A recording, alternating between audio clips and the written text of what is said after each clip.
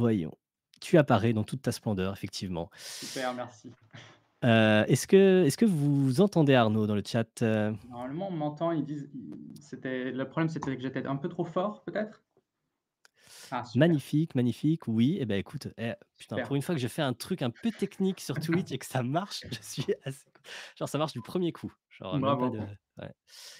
Et ben, bah, merci à toi. Écoute, ouais, j'ai beaucoup regardé ta vidéo, pour préparer le truc. Ça faisait OK. partie des vidéos qui m'avaient, bien inspiré et voilà, ça me fait plaisir qu'elle t'ait intéressé, du coup. Ah moi j'ai trouvé ça vraiment, j'ai trouvé ta vidéo très, très intéressante parce que c'est vrai que ce point, le point que tu as amené et que j'ai l'impression que tu avais un peu abordé, d'une certaine manière aussi, de mettre un cadre sur, une sorte de cadre d'analyse, tu l'avais eu aussi sur le truc, Tipeee, tu vois? Où pareil, tu avais posé les choses comme ça, voilà, il y a Mmh. 2, je sais plus les termes par contre, je suis désolé, Bah, c'était 2 concepts de liberté d'expression, liberté, voilà, c'est ça. réelle, liberté formelle. Voilà, c'est ça et là, j'ai retrouvé un peu cette, volonté de poser un cadre d'analyse que j'ai trouvé vraiment super parce Mmh. que, si tu veux, c'est un peu comme si j'avais cette intuition-là en bossant sur le sujet, sans Mmh. sans avoir un peu, tu vois, le enfin, j'ai lu pas Mmh. mal de trucs, tu vois? Ouais, ouais. Et juste ce cadre d'analyse-là, je l'ai trouvé vraiment super intéressant. Le côté Très justice pertinent. distributive et justice procédurale, Ouais, cet c'est ça, aspect-là? enfin, Mmh. d'avoir ouais, de diviser le truc et de se dire: «Ah mais oui, mais parce qu'en fait, si on n'arrive pas à se comprendre, c'est parce qu'on parle pas de la même chose» et Mmh. du coup, ça complique la discussion qu'il y a sur le sujet, tu vois? C'est d'accord, je vois bien que tu vois le truc comme étant juste, mais écoute Mmh. mes arguments qui sont pour une autre justice et du coup, il y a un peu, ce truc qui Ouais, fonctionne pas en tout cas dans la discussion. Donc bah, ça, ça j'ai trouvé permet ça de vraiment super. bah, cool, ça me fait très plaisir. Oui, c'est genre, c'est un des outils comme ça qui est bien et ce truc-là, il est très intéressant pour aborder plein de sujets qui relèvent de la justice. J'avais failli faire un petit encadré ou limite même un truc, mais je me suis dit: Ça va être trop tendu déjà que le sujet se prête déjà à l'attention». Mais c'est très Mmh. intéressant pour parler des discriminations positives parce que c'est ce Oui. ce cadre de ce cadre-là, il permet vraiment d'expliquer pourquoi est-ce que c'est problématique. C'est qu'en gros, bah, c'est vraiment le même genre de truc. Si tu te dis: «Il y a un état qu'on vise qui est voilà, un état juste, ce serait un état dans lequel, par exemple, i les femmes soient, davantage représentées, par exemple. Tu dis ça, c'est injuste qu'elles soient si peu représentées. Mmh mh. Tu pars de ce principe-là, de dire si un niveau si faible de représentation est vraiment injuste et tu juges vraiment l'État en question et puis tu as l'autre intuition qui dit: «Oui, mais c'est injuste de discriminer, de favoriser des personnes par rapport à d'autres» et cetera. Donc là, tu as vraiment le 2 trucs. Il y a le côté procédural, c'est-à-dire au ni Mmh. pour arriver à cet état juste, à cet état qui va être, distributivement juste, disons, voilà, une juste distribution des statuts, dans la société, par exemple. Bah, pour arriver à ça, il faut, d'une certaine façon, faire des choses qui vont pas être procéduralement justes, enfin, qui vont un peu aller à l'encontre de ça. C'est vrai que c'est un truc que j'ai pas vraiment souligné, mais c'est qu'en fait, à partir du moment où les 2 trucs coïncident pas, si tu favorises un truc, bah, tu vas faire des trucs qui, procéduralement, sont pas tout à fait justes.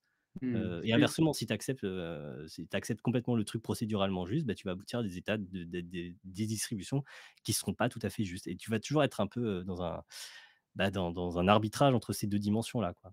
Mmh et peut-être que cette tension, on la retrouve aussi justement entre les mouvements progressifs et conservateurs, dans le sens où, le mouvement progressif, parce qu'il cherche à, changer le statu quo et Mmh. nécessairement, va chercher à, n'est pas vraiment dans le enfin comment dire? N'est pas vraiment dans le procédural, enfin hem, peut se permettre des injustices procédurales d'une certaine manière pour arriver à Mmh. une autre, et donc j'ai l'impression que les 2 mouvements ont, enfin les 2 tendances qu'on peut avoir ne mettent pas la même, pondèrent pas exactement de la même manière le type de justice le plus important. Je sais pas Ouais. si je suis Ouais, très bah, clair, si, mais oui, complètement. Bah, c'est un p ouais, c'est un peu ce que j'essaye de dire dans l'épisode, ouais. ouais, Je pense ouais, ouais. qu'effectivement, il y en a qui vont se dire, hem et je vois beaucoup passer ça dans les commentaires que j'ai commencé un peu à regarder. Il y en a beaucoup qui disent: «Mais à partir du moment où les inégalités ont été produites procéduralement de façon juste, elles peuvent pas être injustes». Genre, tu t'en fous du niveau d'inégalité auquel tu arrives, de toute façon, ce sera jamais injuste tant que ça a été, tu y arrivé d'une façon, voilà, de genre ça c'est normal du coup. En fait, Ouais tu te mets à et dire c'est la nature un peu du mmh, il y a un aspect naturel derrière, quoi. ouais, bah et du ouais, enfin, je sais pas si c'est un aspect, ouais, on Enfin, pourrait dire peu ça, c'est-à-dire que c'est genre de un du point de vue résultat de la naturel personne. de cette procédure qui de toute façon est juste Ouais, ouais, et tu oui, c'est ça, ouais, ouais. mais en fait, je pense que c'est intéressant comme concept effectivement pour comprendre pourquoi est-ce qu'en fait c'est pas confortable effectivement. C'est tu à Mmh. partir du moment où tu as ce décalage entre, entre enfin, idéalement, on aimerait être dans une situation où, les procédures justes aboutissent à des distributions justes. Genre vraiment, Mmh. ça serait parfait. Mais à partir du moment où tu as pas ça et c'est très souvent le cas, bah, tout tout ce que tu essayes de faire pour rétablir les choses va toujours être injuste d'une façon ou d'une autre, soit du côté, procédural, soit du côté, distributif et souvent en fait les 2 des 2 côtés parce que tu vas pas pouvoir, entièrement, satisfaire, l'un ou l'autre Mmh.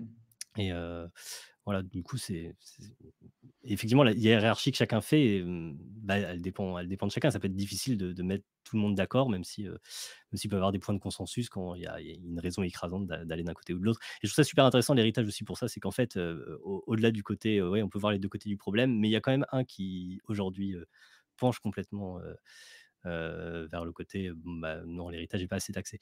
Et d'ailleurs, je me faisais la remarque en regardant ton épisode, c'est qu'à la fin Mmh. de ton épisode, tu disais, tu parlais d'une proposition qui n'avait pas eu encore d'écho en France sur, l'idée d'un héritage universel qui serait redistribué Mmh à mh. 18 ans à, je sais pas, genre 15 000 €, un truc comme ça, je sais plus ce qui était proposé, enfin Je bref, sais plus exactement les montants, mais après les montants oui, enfin, sont en tout cas, moins importants que le oui, principe, quoi, d'une certaine manière. voilà, et en fait, ce truc-là a été repris dans le rapport du CAE qui date de début, Oui. 2022 et je trouvais que c'était marrant, Je c'était parlais assez avec prémonitoire. un il y a 2 jours là, je parlais avec un économiste justement qui participait enfin qui est nommé dans le rapport du CAE là. Hem et heu et c'est vrai que cette thématique-là là, c'est les quelques solutions, elles vont revenir dans tous les rapports. Enfin, je veux dire, c'est pas seulement qu'il y a un espèce de consensus entre les économistes pour dire: «Il y a un problème», mais c'est aussi que les solutions sont aussi un peu consensuelles d'une certaine manière. Mmh mh. Parce que le enfin, je veux dire, la situation, elle est tellement analysée de manière, les problématiques sont tellement connues et on les voit, on sait que ça arrive, on sait que s'il y a rien de fait, dans 50 ans, clairement, les patrimoines seront plus concentrés que maintenant. Genre, il y a pas grande tendance, aujourd'hui qui vont faire que ça aille dans un autre sens. Mmh. Il y a pas assez d'enfants par, famille pour que ça, Il y aura déconcentre peut-être une le troisième guerre patrimoine. mondiale, donc ça va bien, ça va un peu Voilà, redistribuer. bah, après c'est Pardon. ça, c'est les mouvements, les gros mouvements de redistribution. Bah, tu le vois vraiment sur les courbes, c'est frappant quoi, Ah, c'est ça, c'est moi mmh, j'avais pas compris en fait à quel mmh, point, en faisant cet épisode que j'ai compris l'importance de la démographie et des grandes crises d'une certaine manière. Parce que je voyais ça un peu de loin d'une certaine manière, enfin de vraiment comprendre que oui, notre société est fondée sur la Seconde Guerre mondiale. J'avais pas compris à quel point c'était vrai, d'une certaine manière. Parce que ça mmh, a vraiment été un bouleversement total et que tout ce qui est fait aujourd'hui, toutes les tendances, les trucs du baby boom, la courbe des richesses, tout ça, ça revient au point de la Seconde Guerre mondiale et de ce qui s'est passé depuis. mmh, Et c'est vraiment un point un truc qui me manquait un peu dans ma vision de qu'est-ce que c'est que la France, en fait, tu vois, d'une certaine manière. mmh. Ouais, ça a rebattu, les cartes quoi. Ouais, c'est ça et Mmh, à un point, parce que ça arrive aussi avec, ça arrive avec, aussi, l'industrialisation à un niveau qui est enfin, c'est aussi qu'il y a eu beaucoup de choses en même temps. C'est pas juste la Seconde Guerre mondiale, c'est un nouveau modèle, enfin, tout a changé, d'un coup. Hem, mais ouais, si je peux juste me permettre 2 petits points mmh. auxquels j'ai pensé et que je voulais amener dans la discussion parce que je suis arrivé juste Ah! tout à l'heure. Ah, c'est bon. Hem, Excuse-moi, tu avais disparu une seconde et tu es réapparu. OK. Vas-y. C'était, c'était un point sur justement, il y a pas mal de sociétés qui ont des mécanismes vraiment anti-transmission du patrimoine, Mmh, de personnes, enfin, familiaux d'une certaine manière. Il y a beaucoup de cultures qui enterraient et qui enterre encore, je sais pas, faudrait que je regarde, mais qui enterre les personnes, une fois qu'elles sont mortes, elles les enterrent avec toutes leurs possessions et Mmh. et peut-être pas le but, mais en tout cas une des fonctions que ça a, c'est ça stoppe l'accumulation d'une certaine manière. C'est C'est on vrai t'enterre que avec tout ce que tu possèdes, voilà. Donc ça ça enfin, limite souvent un peu le c'était truc, c'était quoi. lié à des croyances, genre, c'était pour avoir une bonne vie après la mort, genre de truc, non? Ou Je peux ouais, pas commenter là-dessus, tu vois? Moi, je peux ouais, juste te dire que ça se fait comme ça ouais. et ça a été analysé comme étant, tu vois, un espèce de mécanisme de contrôle social pour qu'il y ait pas de tu vois, dans des sociétés super, égalitaire, tu vois, Mmh mh. une Non, sorte de c'est vrai que contrôle social, tu vois? c'est intéressant point de vue. Enfin, c'est possible que ça a été pour toute autre raison, mais qu'en fin de compte, ce soit, enfin, effectivement, dans une perspective, égalitaire, c'est intéressant cette idée-là que, C'est les cultes, liés à ça, le fait d'enterrer avec ses richesses peut avoir une fonction, finalement égalisatrice de la société. mmh. C'est assez marrant, ouais. J'avais jamais, réfléchi à ce truc-là. C'est possible que il y ait d'autres, raisons à ça, mais ça il y a quand même beaucoup d'études sur les sociétés très égalitaires et il y a quand même Mmh, ça revient quand même de ce que j'ai mmh. pu lire. Après je Genre peux vraiment de pas, façon consciente, c'est pour ce truc-là égalitaire que c'est dis fait? bah, disons que ça m'étonnerait que tu gardes les mêmes coutumes pendant aussi longtemps, Mmh. tu vois? Ça permet quelque chose quoi, enfin ouais, de ce que j'ai lu, OK.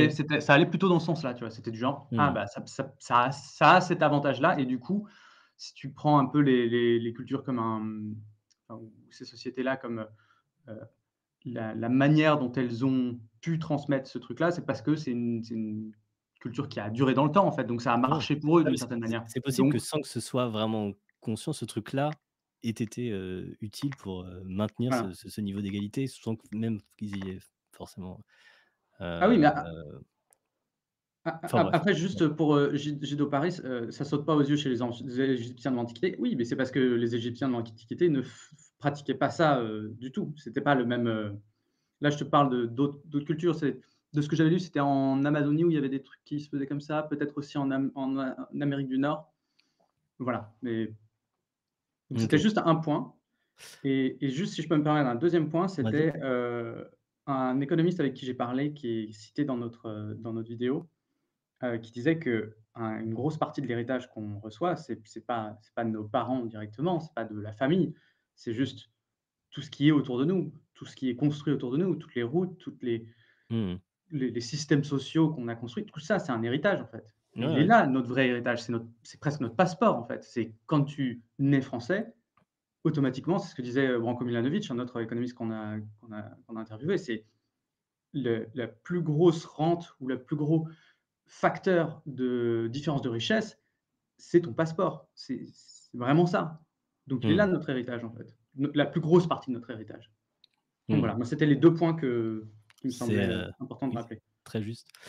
Ouais, c'est vrai, enfin et même, enfin, au-delà de ça, globalement, le fait de naître au XXe siècle plutôt que il y a je sais pas, il y a 4000 ans, ça se fait toi un héritier aussi. Enfin, je veux dire, il y a tout ce qui est autour de nous, est le résultat de de siècles et des siècles Mmh mh. d'organisation, de coopération et cetera. C'était, le truc dont je parlais quand je faisais l'épisode sur la veste de laine. Je crois que je terminais en disant justement qu'on est tous des héritiers d'une, voilà, de 20 siècles de civilisation ou enfin bien C'est plus ça. et c'est vrai que c'est une perspective intéressante. Moi, moi, une réflexion que je me faisais beaucoup, quand je faisais ma petite conclusion sur, pouvoir politique, pouvoir économique, c'est qu'on a un rapport très étrange au népotisme, je trouve. Parce que le népotisme, c'est quelque chose qui est très mal vu Mmh mh. et qui, par certains Effectivement. côtés, est totalement accepté. Enfin, ouais, il y a des aspects où c'est pas accepté. Genre la zone dans laquelle c'est accepté moralement, j'ai l'impression qu'elle est extrêmement fluctuante, en fait. Et c'est possible que, enfin voilà, typiquement, bah, enfin, c'est une sorte de népotisme finalement, la transmission du pouvoir politique, de façon héréditaire. Enfin, c'est bon, Mmh. le népotisme a un sens assez absolu. Bon ça a été clairement, on a fini par le percevoir clairement comme étant complètement immoral.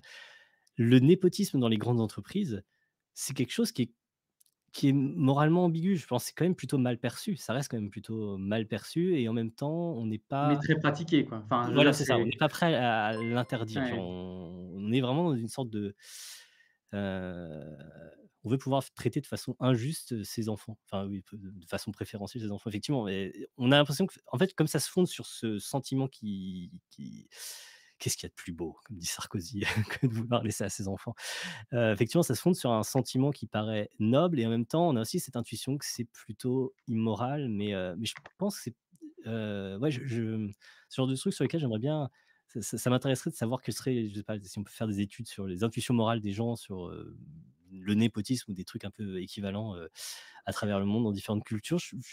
Je sais pas si, il y aurait, une grande uniformité ou si au contraire il y aurait des grandes variations.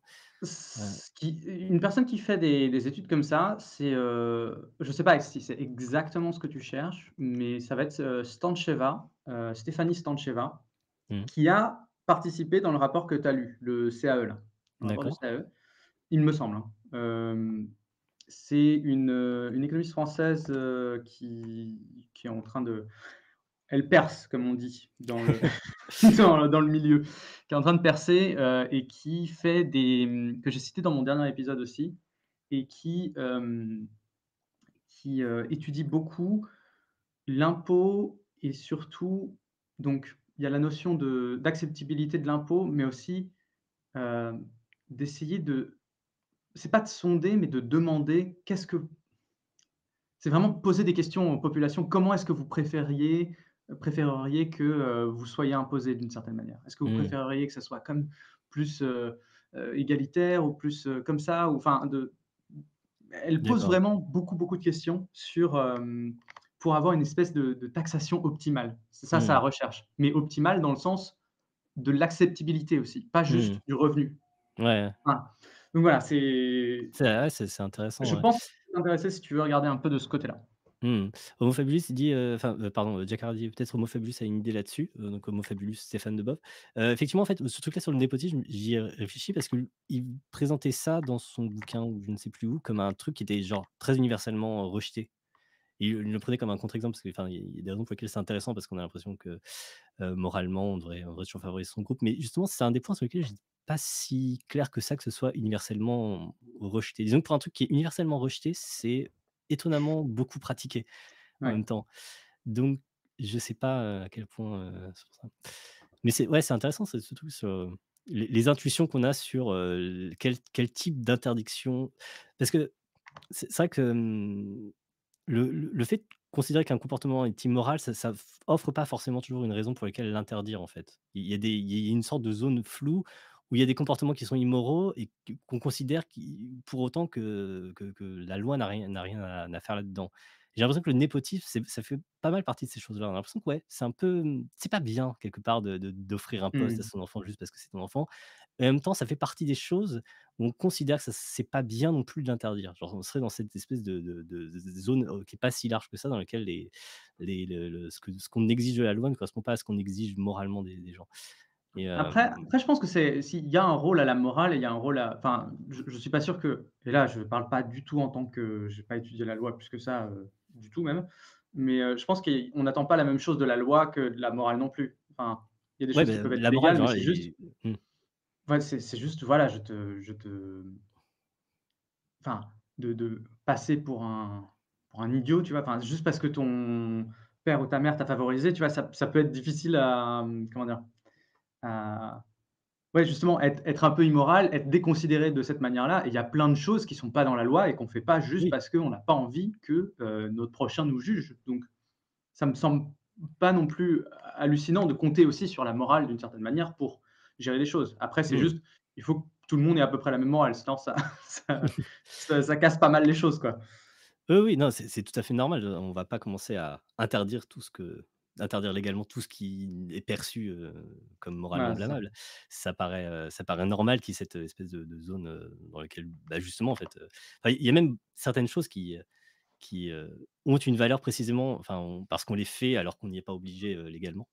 Donc enfin bref, je sais pas pourquoi on part sur ce truc-là de loi et morale. Enfin, c'est d'ici, ouais, il y a il y a un lien parce que vraiment dans le népotisme, il me semble parce que finalement c'est un peu ça, c'est une sorte de népotisme qui est complètement institutionnalisé quoi, l'héritage Mmh. et heu ouais, je trouve que ça peut être intéressant de d'essayer de transférer l'espèce de jugement moral. On sent bien qu'il y a une grosse ambiguïté dans le népotisme ou même que c'est vraiment à déconsidérer, mais de le transférer sur l'héritage et dire: «Bah, finalement c'est ça» et je trouverais ça Mmh. pourrait être intéressant. Enfin, Après, un point où je mettrais un peu de, en fait,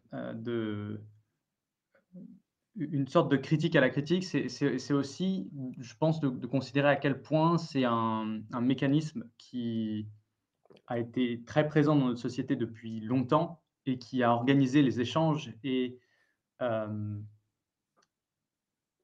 enfin, je pense notamment, enfin, il y a un passé très agricole qui est présent dans pratiquement tous les pays, en fait, mais de, d'avoir cette notion de pouvoir, heu,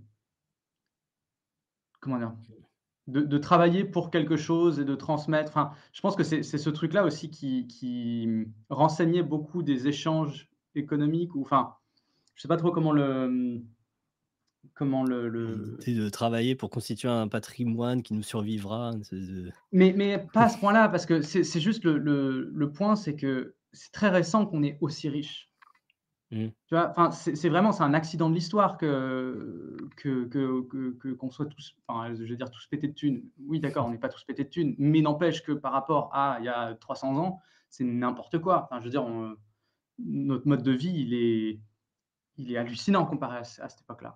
mmh, Hem et du coup, c'est juste cette accumulation de patrimoine n'était pas possible dans les mêmes, il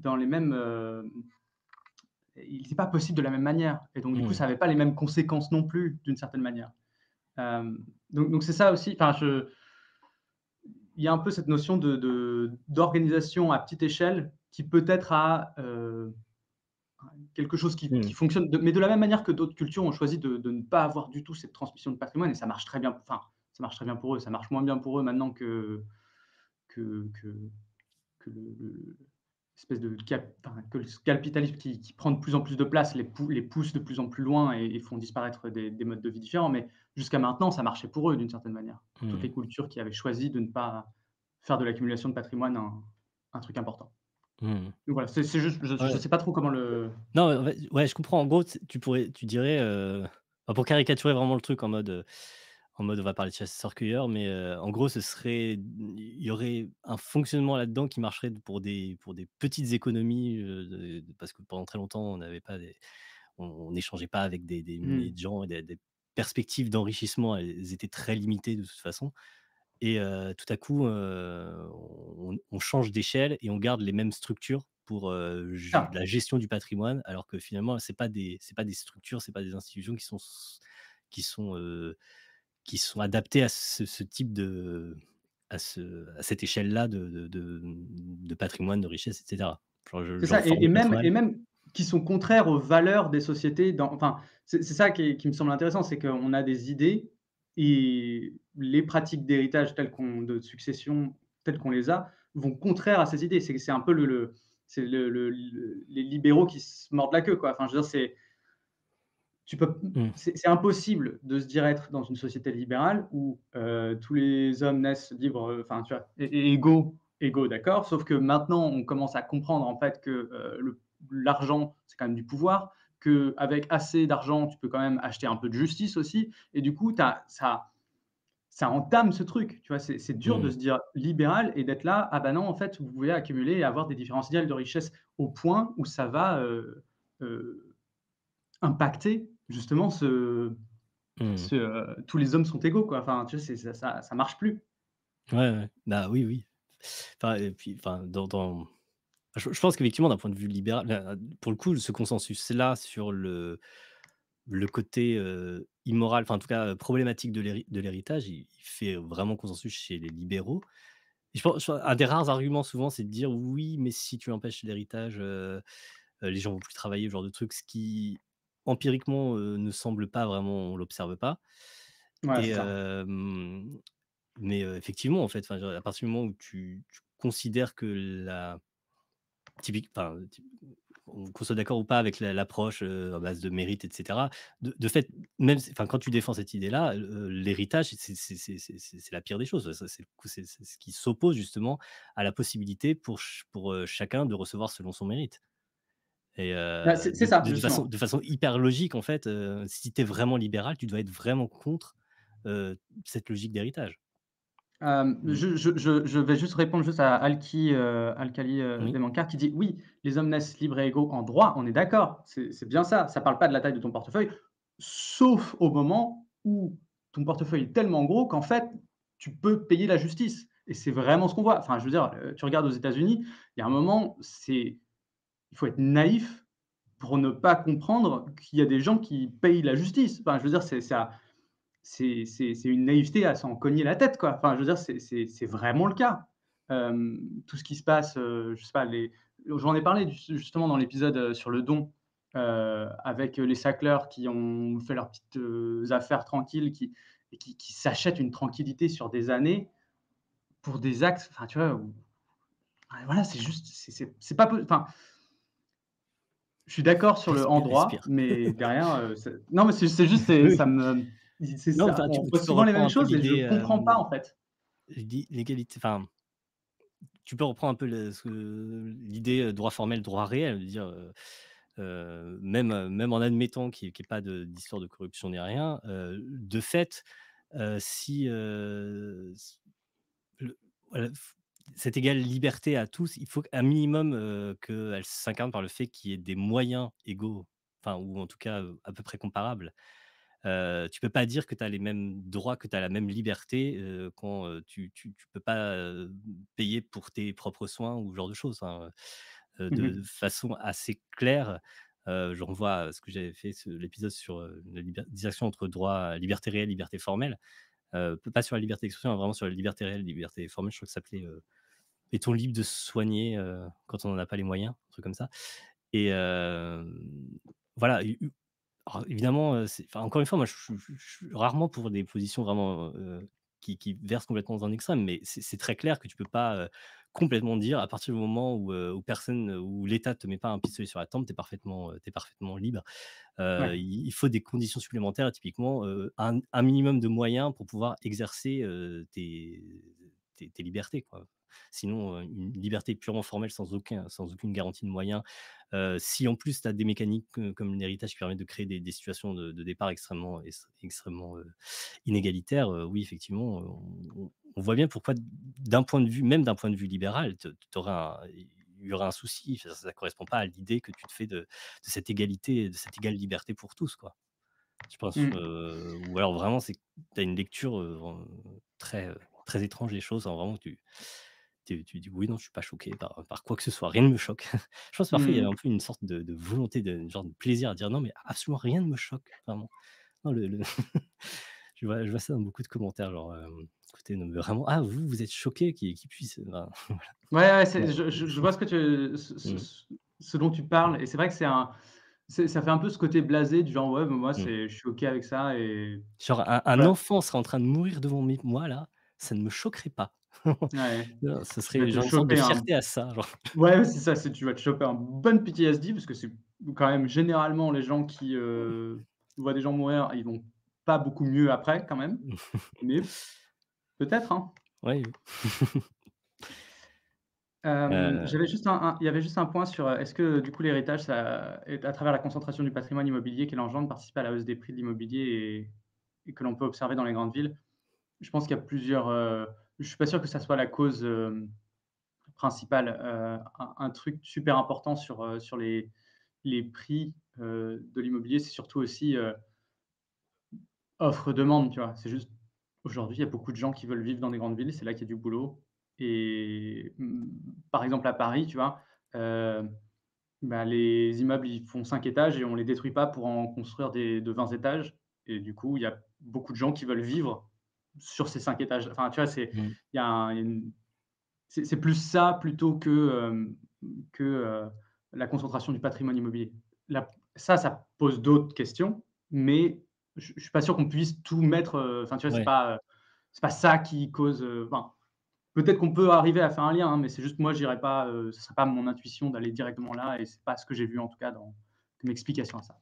Je sais plus dans laquelle des vidéos, parce que du coup, il y en a plusieurs que j'ai, enfin, il y en a un paquet que j'ai regardé à ce moment-là, mais il y en avait quand même pas mal qui faisaient le lien parce que, c'est vrai que l'immobilier, ça représente une grosse part du patrimoine, donc tu peux imaginer que si si, pour une raison ou une autre, il devenait un peu plus enfin genre, par exemple, c'était beaucoup plus souvent vendu pour, à cause d'un changement de législation sur l'héritage, que ça pourrait quand même, améliorer les choses à ce niveau-là, mais, je sais plus dans quelle vidéo c'était, je crois que c'est dans celle du Monde, à la fin, ils en parlent.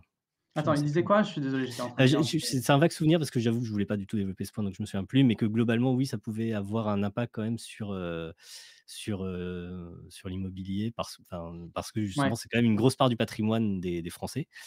Dire ça, je crois que tu en parles pas mal dans ta vidéo sur, Ah ça, l'importance moi de ça c'est un l'immobilier. thème, la part de la patrimoine du patrimoine de Français qui est dans de l'immobilier, tu limite ça fait un peu flipper, tu vois? C'est hallucinant parce que justement j'ai une vidéo qui va sortir bientôt sur l'urbanisme et l'aménagement du territoire et où sont les maisons et est-ce qu'elles Mmh. vont garder leur valeur? Enfin, tu vois, est-ce que tout le monde est-ce que les investissements immobiliers de tout le monde est vraiment aussi sûr que ça? Oui, parce que c'est vraiment la croyance des Français, genre la s personne n'a de croyance sur quoi que ce soit en matière d'économie sauf un truc, c'est que Sauf l'immobilier, c'est posséder une sûr. maison. Ouais, Ouais, après c'est des heu, politiques, hein, il y a ouais, toute une histoire derrière, mmh, y Pécresse, mais avant elle, Sarkozy et avant elle, je sais plus qui c'était, mais bref, c'était là une France de propriétaires. Une France de propriétaires, c'est le but et ça va aussi avec l'héritage. C'est un peu une même question, cette notion de propriété, cette notion de donner ce qu'on a travaillé à avoir, enfin, tu vois, cette notion de oui, avant c'était Chirac, mais je parlais de vraiment de la France de propriétaires. Je sais plus qui était le premier à l'avoir lancé, c'était pas je sais plus. Bref. c'est un truc qui parce que du coup, tu es un peu dedans, mais, c'est un truc qui m'intrigue, est-ce que c'est une spécificité de la France ou est-ce que c'est un truc qui est très commun? J'ai l'impression, je sais pas, que c'est le mode de pensée, j'ai du mal à imaginer qu'on puisse avoir un autre mode de pensée que de dire: «Ah, c'est vraiment important d'être propriétaire de chez soi» et cetera. Tu vois, ça me paraît vraiment très naturel pour le coup.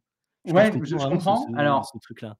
il y a plusieurs choses. Ça dépend des cultures dans lesquelles d'où tu viens. Parce qu'il y a, d'un côté, tu as, les États-Unis qui sont vraiment dans le même modèle, parce que ça Mmh. vient enfin, c'est pas que ça vient de chez eux, mais il y a quand même une voilà, c'est lié.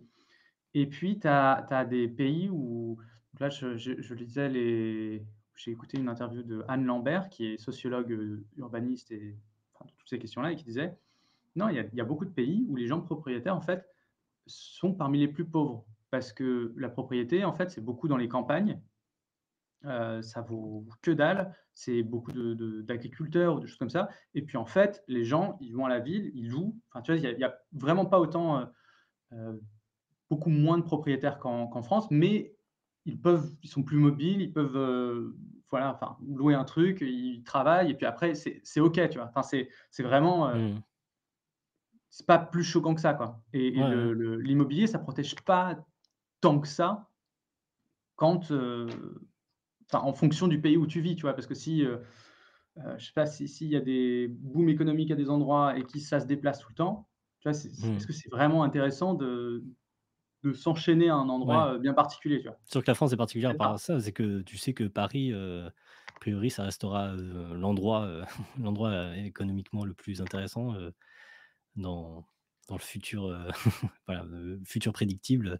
Ce serait étonnant que Paris perde de sa valeur, hein, Oui, voilà, c'est typiquement. ça. Mmh. C'est ça. Donc c'est pour ça que là, enfin, les le truc vraiment qui booste l'héritage en ce moment, c'est justement la valeur de l'immobilier.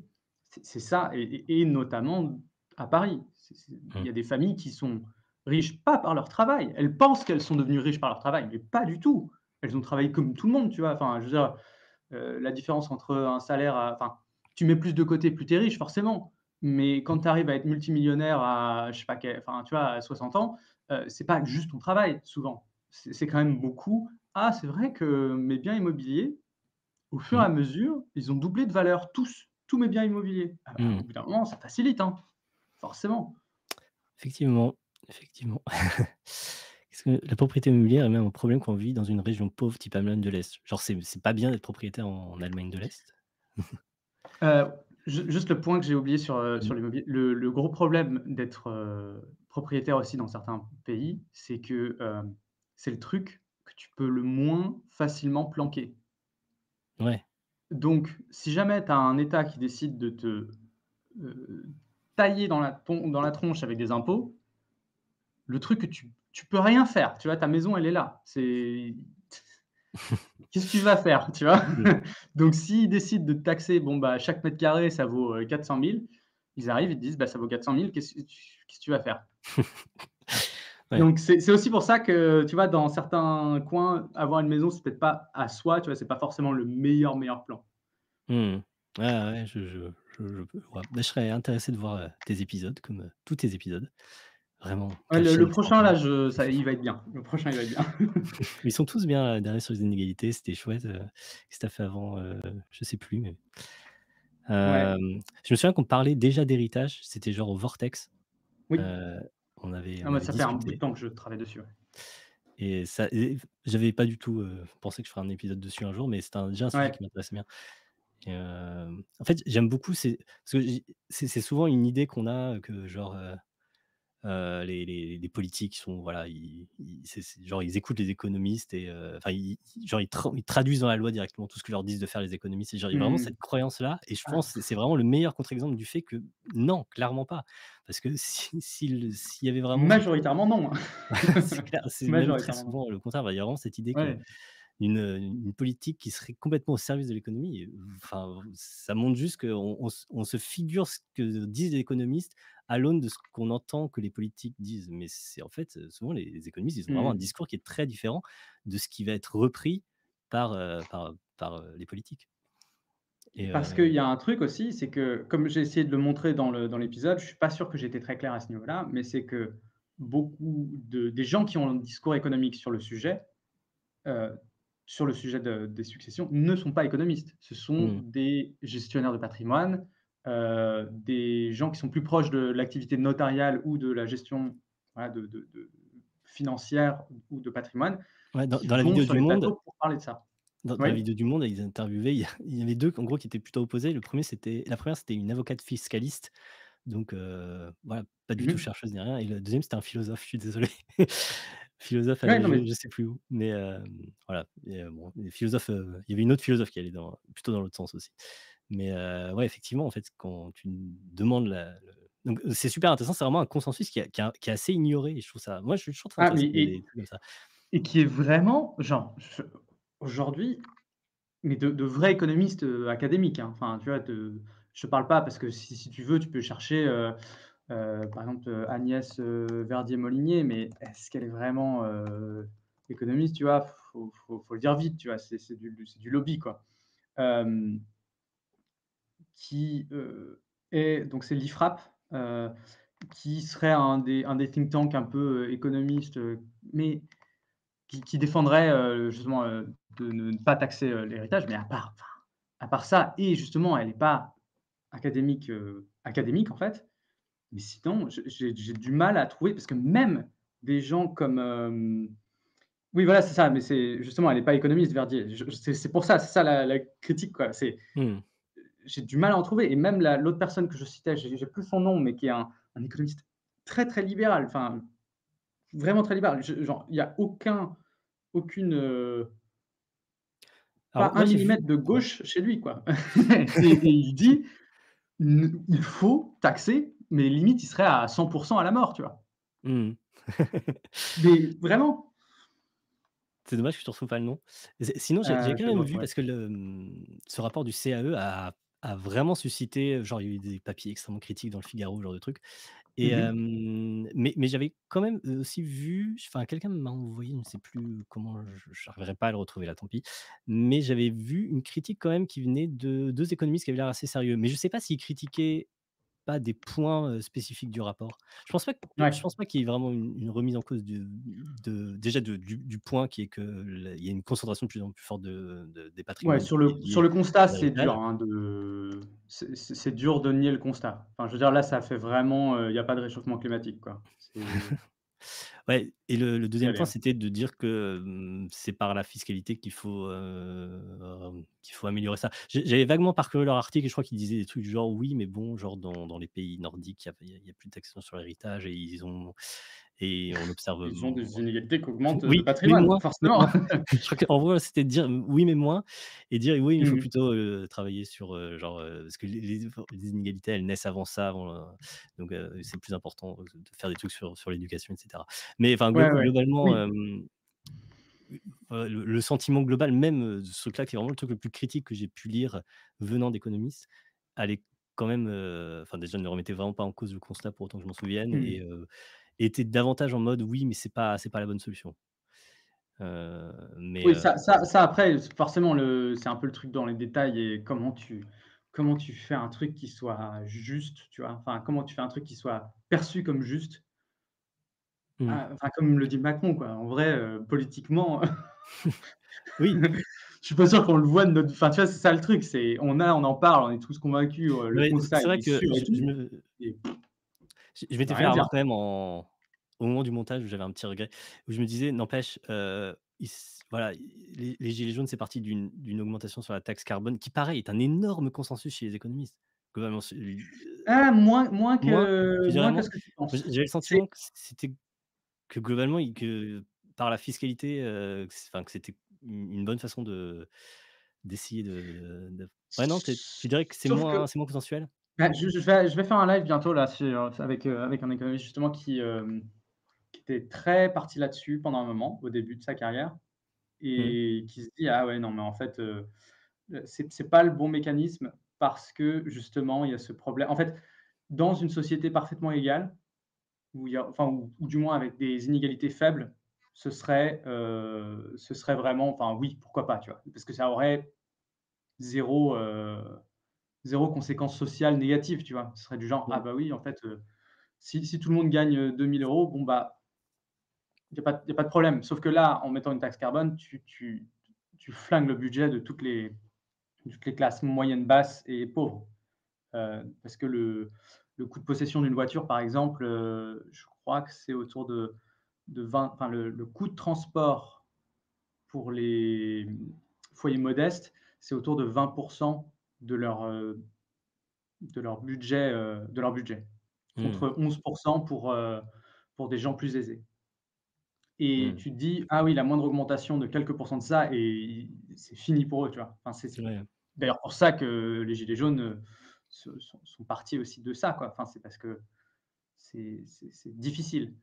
Après, il y a d'autres outils qui pourraient faire un peu la même chose ou en tout cas, c'est pas de limiter la taxe carbone. Enfin, c'est une taxe carbone, oui, mais avec des bonus aussi, tu vois? C'est un mmh, truc, c'est tu enfin là, la personne que je vais interroger, c'est plutôt un système de bonus-malus.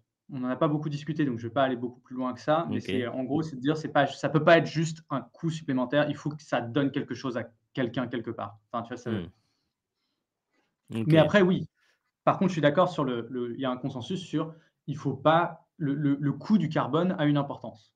Il est là le ouais, consensus, mais il est pas OK, dans la taxe carbone, exactement. OK, OK. Bon, bah, merci pour ces précisions, maître. Voilà. Et qu'est-ce que ouais, tu peux comprendre aussi le côté politiquement tort, au sens où, tu dis: «Oui, mais en fait, si je lance un truc, autour de ça, c'est remettre une pièce dans la machine», Ah ouais. mais bon, moi, bah, l'une des choses qui me fait dire qu'il y a quand même une sorte de lâcheté là-dedans, c'est que tu vois que ça repose vraiment sur une méconnaissance de la réalité de ces droits, en fait.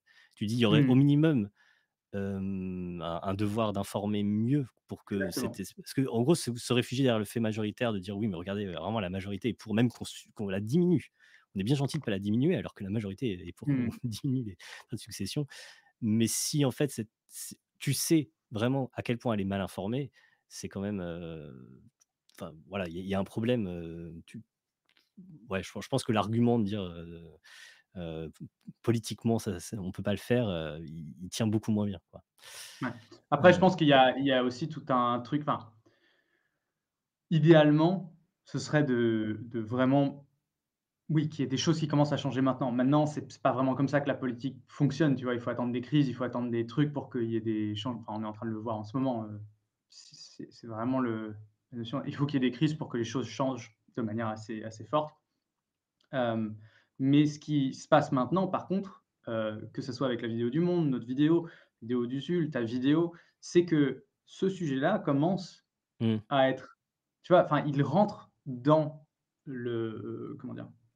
Enfin, ça fait partie maintenant pour de plus en plus de Français de: «Ah oui, je suis au courant qu'il y a ce truc-là», et petit à petit, je pense que ça va arriver de plus en plus fort, tu vois? Mmh. Ça va, je pense qu'au bout d'un moment, ça va s'imposer, mais quand? Peut-être, peut-être pas, tu vois? Ou peut mais Ouais. c'est juste, c'est pas possible de continuer comme ça sans un changement. Enfin, si on continue comme ça, il va y avoir un changement radical de société à un moment, de toute manière. Parce que ça veut dire que les richesses vont être tellement concentrées que c'est pas possible d'avoir une démocratie telle qu'elle existe, d'avoir un système économique tel qu'il existe, avec des richesses aussi concentrées que ça. Ça va Mmh. changer la nature du truc dans lequel on vit, tu vois? Donc, Et tiens, tant que tu es là, j'ai envie de ouais. t'interroger sur un sujet qui est un peu voisin du coup. J'y ai pensé tout à l'heure parce que tu disais parmi les au-delà du constat de problème de l'héritage, il y avait aussi une sorte quand même de relatif consensus sur, les solutions possibles, par exemple, l'héritage pour tous à 25 ans ou 18 ans. Et pourquoi ce serait pas, le revenu universel, par exemple, plutôt? Qui peut paraître un peu plus, enfin, je sais pas moi, intuitivement, je dis: «Ça a un peu le même genre d'effet, mais de façon plus lisse», Je suis pas et sûr. au-delà de ça, en fait, j'avais envie de juste te poser la question, quelle Ouais. serait la position des économistes de façon générale sur cette question-là du revenu universel? J'ai l'impression que c'est aussi un Hem, des sujets sur lesquels il y a une sorte de décalage entre la perception qu'en a le grand public, qui est mmh, globalement, je pense, très hostile et la et surtout l'idée que ce serait très mauvais économiquement. Je pense que c'est cette idée-là, elle doit être ouais. très, très commune et au contraire chez les économistes qui, pour beaucoup, trouvent ça plutôt OK et enfin, justement, Je quelle serais serait un la peu plus perception partagé des là, pour le ouais? coup. Sur le donc sur la solution, de redistribuer, enfin, tu sais, d'effectuer une redistribution à ce point-là, je pense qu'elle est beaucoup moins consensuelle que Mmh. comment ça s'appelle? Que l'analyse, tu vois? Mmh. Hem, c'est juste qu'elle est suffisamment consensuelle pour que tu la retrouves dans tous les rapports. OK, oui. Tu vois? Parce que Oui, oui. c'est mais je suis pas sûr, enfin, tu vois, il va y avoir des gros débats sur, est-ce que, vraiment est-ce qu'on en a besoin? Est-ce que c'est comme ça? Est-ce qu'il vaut mieux pas, en fait, mettre juste cet argent-là dans l'éducation? Est-ce que tu vois? Mmh. Enfin, il y a plein de ou faire des prêts facilités pour, l'accession à la propriété. Enfin, tu vois, ça dépend de ce que tu mets dans Mmh. ta société comme une valeur du bien, tu vois? C'est quoi quelqu'un qui la bonne personne, qu'est-ce qu'elle fait dans sa vie, tu vois? Est-ce qu'elle Mmh. fait des études? C'est Est-ce une qu'elle, belle question. C'est une très philosophique comme question.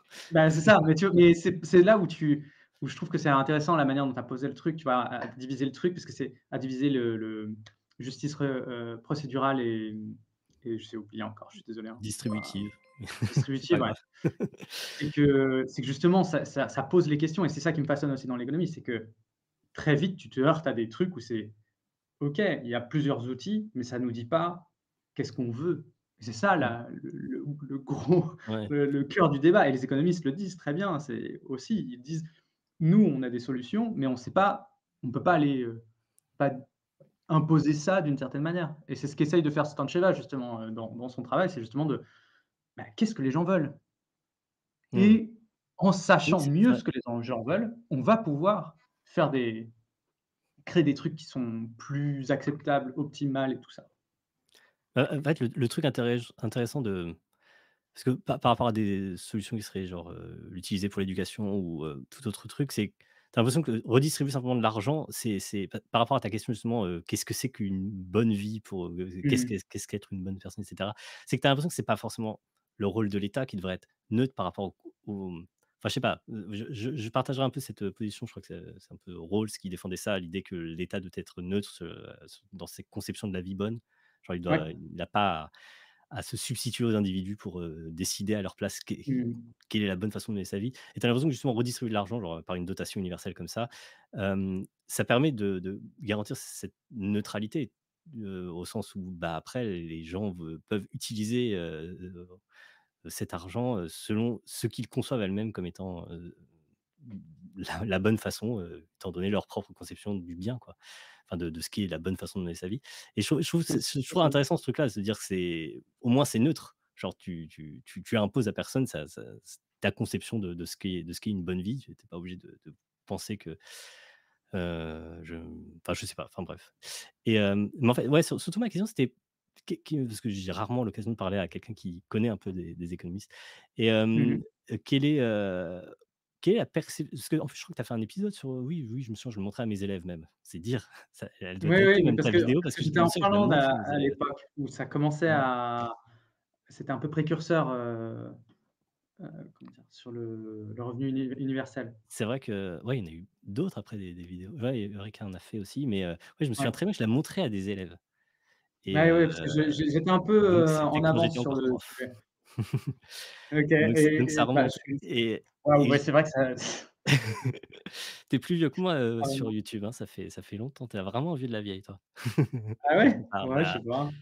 Ça si fait quand même. 6 ans? 6 ans, Ça doit un truc faire comme plus de ça. 6 ans parce que moi je dirais que ça fait 6 ans, enfin bref, ouais. Ouais, c'est ça, 6 7 ans, mais Ouais, pas loin, hein. Je pense que tu as commencé pas longtemps après, ouais, en je vrai. crois que j'ai commencé un peu après et enfin bref, quelle est la perception qu'en ont les économistes? J'ai l'impression que c'est plus, mainstream et puis, est-ce que tu as vu une évolution justement depuis, cette époque-là? Je sais pas si tu as continué de t'intéresser au sujet? En vrai, c'est juste, c'est pas un sujet qui est considéré, pour Mmh. être totalement honnête, parce que, hem, ouais, c'est juste vraiment pas considéré. C'est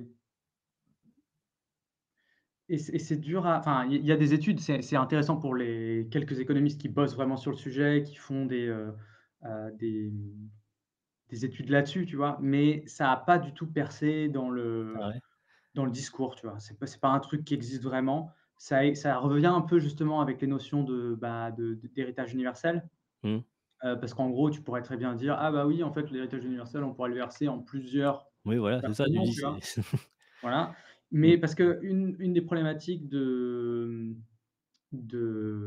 comment dire? Du revenu universel, c'est de dire: «Ouais, mais en fait, ce qu'on ce qu'on a besoin, c'est de politiques, ciblées, ça marche». Enfin, tu vois, c'est les gens qui le font bien, ça marche d'une certaine manière et du coup, c'est quoi l'intérêt de faire Par du revenu rapport à universel? je veux Enfin, dire, moi, par c'est rapport un à une peu la politique de redistribution qui soit ciblée et cetera, tu dis c'est finalement on n'arrive pas à faire le revenu universel arrive pas à faire mieux que ça? bah, c'est un peu le la critique un peu de base du truc, de pourquoi Mmh. aller chercher à faire enfin, tu sais, créer une sorte d'usine à gaz d'une certaine manière.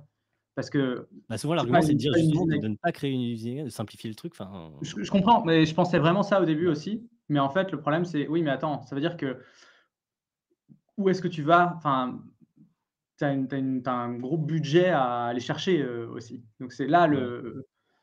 Oui, le d'accord, oui, une usine à l'usine gaz à gaz, de tu l'autre vois? côté, au Voilà, niveau c'est du ça, on pense juste à la redistribution, mais après, où est-ce que tu vas choper tout cet argent? hem, C'est du genre, c'est aussi l'idée de, bon, bah, pour l'instant, c'est vrai que nos sociétés enfin, là, je fais, c'est pas mon opinion, mais c'est plus pour l'instant, c'est vrai que nos sociétés fonctionnent à peu près, pourquoi est-ce qu'on irait changer un truc aussi radical sans avoir aucune notion de ça serait mieux ou pas? Parce que là, les questions, c'est surtout: «Ah, mais si on aide vraiment les populations modestes, du mieux possible, ils avec des aides ciblées, ça peut fonctionner, quoi». Donc mmh, voilà. OK, OK, je conçois. J'avais l'impression qu'il y a eu un petit regain d'intérêt pour le truc au début, période confinement, tout ça, tu avais l'impression qu'il y avait, commençait à en parler un peu plus, genre, ça donnait un Je vais regarder. Moi, j'ai pas vraiment vu ça, plus que tu pas eu ça. le sentiment ouais, j'ai vraiment eu le sentiment d'en avoir entendu un peu parler à ce moment-là.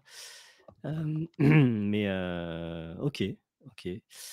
Je sais plus ce que je voulais dire.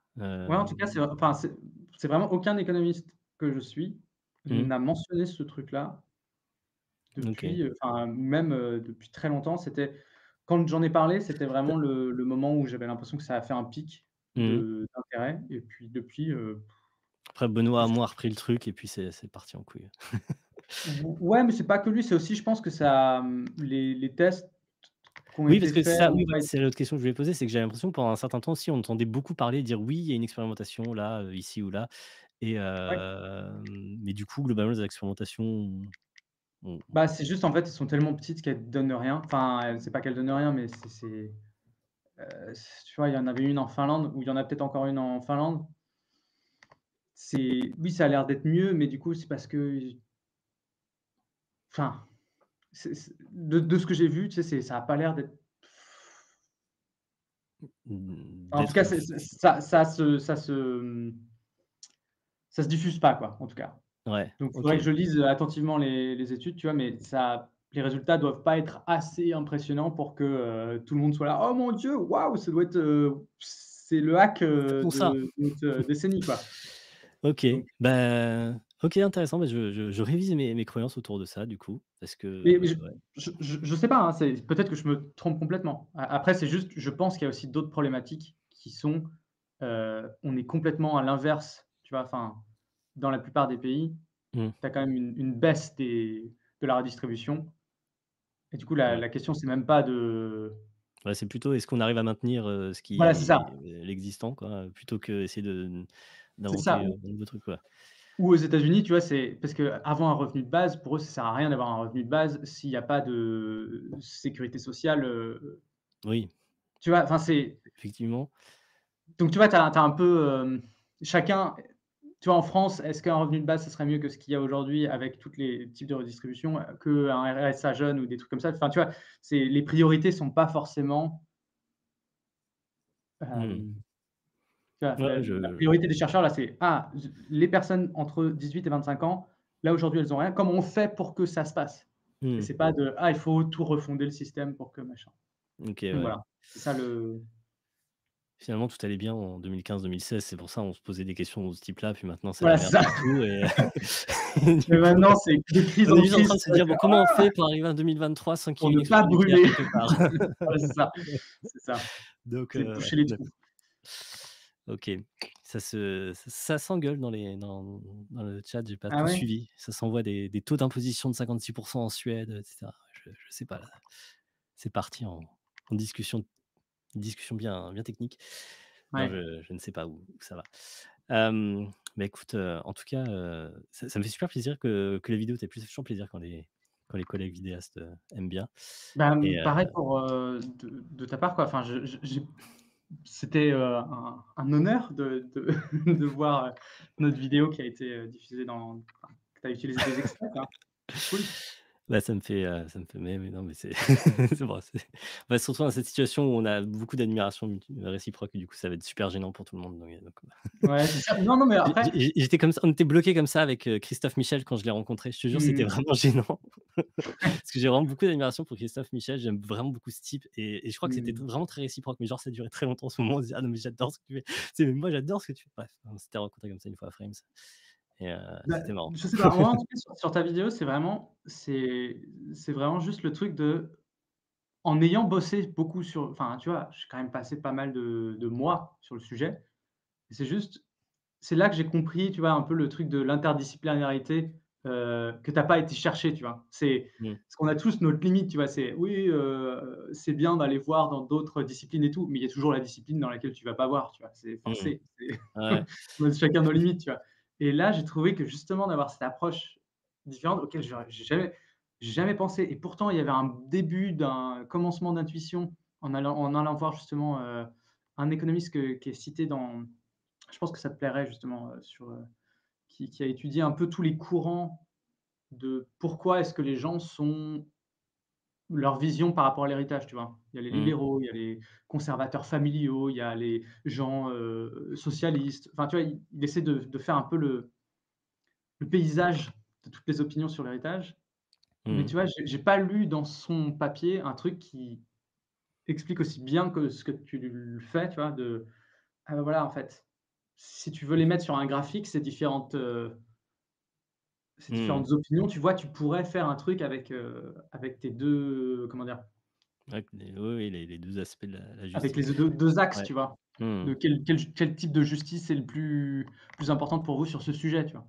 mmh. Et ça me semble vraiment pertinent pour comprendre en un coup d'œil, tu vois, la problématique. En fait, il y a souvent ce truc-là qu'on a on a des mots qui ont une fausse simplicité. On a l'impression Ouais, que quand on parle de justice, est-ce que c'est juste et cetera, qu'on c'est pose ça. une question bien précise. On n'a pas une définition bien en tête, mais on se dit quand même, il doit y avoir un truc vraiment saillant bah, parfois non, enfin, en l'occurrence non. Je pensais à la même chose, j'ai envie de faire un truc, ça me trotte dans la tête, je sais pas si je vais finir par le faire sur les NFT, sur la propriété, parce qu'en fait, je trouve ça génial pour parler de la propriété, le truc des NFT. À quel point en fait, je pense un des Mmh. trucs qui parce qu'on dit toujours les NFT sont des titres de propriété ou des trucs comme ça, vraiment on a l'idée, enfin, si tu le vois Ouais, très souvent ce truc-là, cette idée, oui, c'est un titre de propriété et mais pourquoi? oui, c'est ça. Et en fait et ça devient assez éclairant quand tu réfléchis à vraiment ce qu'est la propriété et typiquement, ce quand tu te dis, c'est une spé en fait, genre, il y a pas un truc bien précis qu'on appellerait le droit de propriété. Un droit de Mmh. propriété, c'est toujours, un ensemble de droits, qui relèvent, je sais pas, le droit d'utiliser, de le mettre chez moi, a priori de le détruire aussi, dans Oui, c'est certains ça, cas, ouais. tu pas tout et cetera. En fait, c'est toujours Mmh. c'est un faisceau de droits. C'est pas un Ouais. truc bien précis, il y a un faisceau de droits comme ça et c'est pour ça que tu peux avoir de la propriété intellectuelle où il y aura certains de ces droits-là, mais pas tous, genre le droit de copier et cetera. Enfin bref et Mmh. j'ai envie de faire un truc autour de ça et typiquement pour essayer d'éclaircir, et enfin voilà, histoire de moi aussi Bah, profiter de la hype sur les NFT, je de pensais lancer aussi, mes NFT évidemment. tu peux aussi profiter de la hype sur, bon, elle est un peu passée, mais elle existe quand même, tu vois, sur Tiger King, où je voyais justement un mec là, je regardais ça hier, je sais pas pourquoi, mais bref, où qui disait, «Non mais ce tigre-là, c'est ma propriété, j'en fais ce que j'en veux. Si je veux, le tuer ou le mettre dans un manège ou n'importe quoi, je fais ce que je veux, c'est ma propriété. Qu'est-ce que vous Mais c'est avez à me dire que je peux pas en faire ce que je veux?» mais qui Tu vois? c'est quoi ce truc-là? Je connais pas du tout. Ah, C'est c'est une série sur tu sais, les zoos, les zoos privés, heu, d'accord, je connaissais pas aux du tout. Ça États-Unis. s'appelle comment? Tiger King, c'est ça? Tiger King, ouais. OK. Ouais, c'est Et c'est du assez marrant parce que ça illustre bien effectivement, typiquement, tu peux être propriétaire d'un tigre et tu as pas pour autant, enfin, il y a des droits que tu as pas. Tu vois? Typiquement c'est ça. dans l'espèce de faisceau de droits que tu acquiers quand tu deviens propriétaire, bah, il y en Mmh a mh. certains que tu as pas. Typiquement, je pense pas que tu aies le droit de le tuer comme ça, ouais. Ouais, bah, Je sais pas. voilà. Mais tu avais ça aussi, je pense, beaucoup, dans la Rome, antique aussi, où je crois que tu avais des droits particuliers où tu étais propriétaire de trucs, mais tu ne pouvais pas détruire ton bien ou je sais pas exactement comment ça se passe, mais ça me Mmh. rappelle des trucs, ces discussions-là de tu es Mmh. propriétaire, mais qu'est-ce que ça veut dire que d'être propriétaire Mmh. vraiment? Ouais, ouais. Parce que tu es peut-être pas aussi autant propriétaire que ce que tu le penses enfin, tu peux pas forcément détruire la chose qui t'appartient. Ouais et souvent, beh et du coup, comme on pense rarement à ça, je veux dire, on peut facilement, te on va j'ai l'impression que les NFT, c'est un peu un truc qu'on t'a vendu comme ça, le mot propriété, mais en fait, Mmh mh. on a enlevé tous les faisceaux. Il y a plus rien derrière et en fait, c'est un titre de propriété et qui te rend propriétaire enfin, mais qui ne te donne aucun des droits qui sont normalement associés à la propriété. Donc on te dit que c'est un titre de propriété, mais finalement, il Normalement te si, donne puisque tu as une jouissance exclusive, normal bah, de quoi? bah, c'est juste c'est mal utilisé d'une certaine manière, mais en théorie, ça devrait pouvoir te donner la jouissance exclusive de quelque chose. Bah, alors pour les trucs artistiques, non, en fait. Si tu réfléchis bien, vraiment pour les NFT purement artistiques, vraiment pas. Ça te enfin, à part le droit de revendre ce titre de propriété mais dont la valeur repose beaucoup sur cette espèce de fausse promesse sur le côté propriété du truc. Parce qu'en fait, tout ce que tu c'est une sorte de lien causal avec l'émission du NFT. Genre tu es Bah, vraiment relié sauf causalement. sauf si Mmh. l'œuvre est le NFT d'une certaine tu vois? Un peu comme, sur les je sais pas si tu as vu l'épisode qu'on a fait avec Laure, sur justement l'art, l'économie de l'art ou un truc comme ça où Ah oui, c'est sur le Vortex, oui. Ouais, voilà ouais. justement, où c'est quelqu'un qui prenait des photos Mmh. de comment dire? Qui prenait des photos d'une œuvre et puis après il y a quelqu'un d'autre qui s'est dit: «Ah mais non, en fait ce qu'on va faire c'est que mon œuvre d'art à moi, c'est que si vous imprimez la photo et que vous mettez enfin genre vous la signez, Mmh. mon œuvre d'art, elle est participative et du coup, si vous imprimez la photo et que vous l'encadrez, vous êtes le Propriétaire d'une, ouais, enfin, vous êtes l'artiste, mais en mmh. même temps, ça fait partie de mon œuvre. Enfin bref, Mmh. tu vois, un concept, assez dur à à suivre, tu vois? Mais du coup, j'ai l'impression que tu peux faire un peu la même chose, tu vois? Où c'est du genre, non, la vraie œuvre d'art, c'est celle qui est associée au NFT et toutes les autres, ce sont des copies, tu vois? Et dans ce cas-là, ça Ouais. fonctionne. Mais après, donc en théorie, tu peux détruire Je crois enfin, tu le peux le truc, rendre c'est que inaccessible, tu vois? est-ce que enfin, tu peux pas genre il y a un mec qui a acheté, je sais pas, le Nyan Cat là, enfin, tu sais, le genre c'est un des Ouais, plus ouais. chers au Oui, monde, genre parce que Et beh, ce truc-là, il existe. De toute façon, même le propriétaire de ce NFT, s'il veut le détruire, il pourra pas le détruire. Ouais, Enfin, parce que là, il y a un problème, c'est que, la personne qui a vendu le NFT n'a pas la possession intellectuelle. Enfin, il n'a pas le droit intellectuel de Nyan Cat, d'une certaine manière.